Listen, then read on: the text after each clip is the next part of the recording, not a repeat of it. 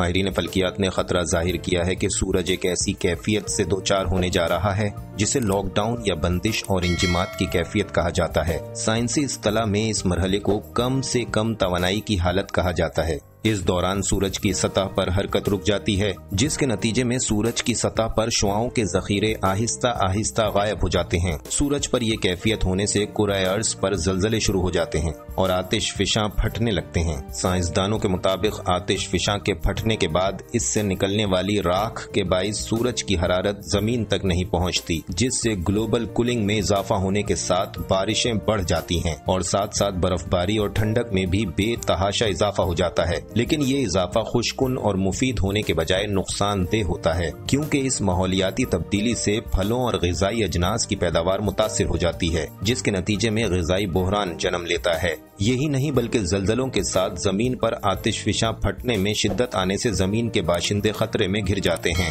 سائنسدانوں کے مطابق اس سے قبل ایک مرتبہ 1970 سے 1830 کے دوران سورج اسی کیفیت سے دوچار ہوا تھا، جس کے نتیجے میں عالمی سطح پر بڑا تکلیف دہ غذائی بحران اٹھا تھا۔ اس دوران سال 1815 میں جب سورج ایسی کیفیت سے دوچار تھا، تب انڈونیشیا کے تیمبورا پہاڑی کا آتش فشاں پھٹ گیا تھا، جو گزشتہ 2000 برس کے دوران روئے زمین پر پھٹنے والا دوسرا بڑا آتش فشاں ہے۔ یہی وجہ تھی کہ انڈونیشیا کے اس آتش فشاں کے بعد سال 1816 عالمی سطح پر سب سے زیادہ ٹھنڈا ثابت ہوا، یہاں تک کہ اس سال جون جولائی میں بھی بہت سے علاقوں میں شدید برف باری پڑی تھی، جس کے باعث اسے بغیر سورج والا سال کہا جانے لگا تھا۔ خیال رہے کہ اس وقت بھی پاکستان کے خیبر پختونخوا کے پہاڑی علاقوں میں شدید بارشوں کا سلسلہ جاری ہے اور موسم انتہائی یخ اور ٹھنڈا ہے۔ بنیر اور مردان میں رمضان کے وسط میں گندم کی کٹائی کی تیاریاں مکمل تھیں کہ شدید بارشیں شروع ہو گئیں، جس کے باعث گندم کی کٹائی کھٹائی میں پڑ گئی۔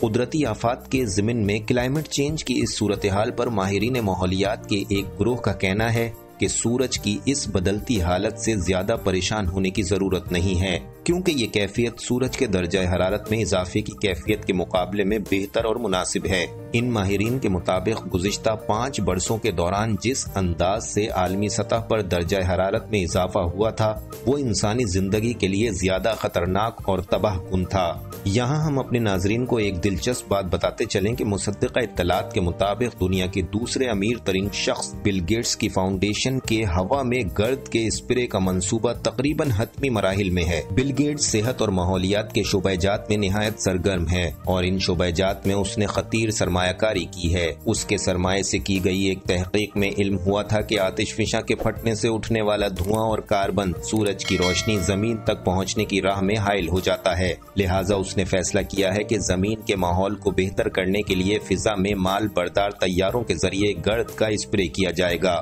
بل گیٹس کے اس منصوبے کو بعض ماہرین شک کی نگاہ سے دیکھ رہے ہیں اور اس سے پیدا ہونے والے ممکنہ نقصانات کا اندازہ لگانے کی کوشش کر رہے ہیں۔ فروزہ.tv ماحولیات سے جڑے صحت، تعلیم اور کھیل کے مسائل پر آگہی دینے والا واحد ویب ٹی وی چینل۔